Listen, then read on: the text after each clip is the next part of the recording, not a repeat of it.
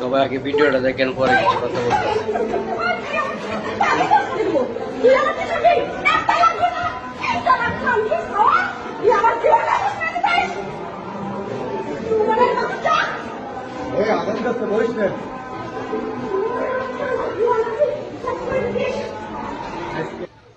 এই মেয়ের কাণ্ডটা দেখে আমি অবাক হয়ে গেছি গা। তো ওই মেয়েটি যাকে মারছে সে মূলত তার স্বামী।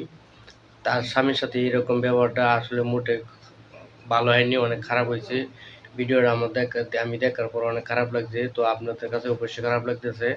তো একটা স্বামীর সাথে একটা মেয়ের যত বড় স্বামী, সে যত অন্যায় করুক, একটা মেয়ে একটা এত মানুষের সামনে তার স্বামীকে অপমান করতে পারে না।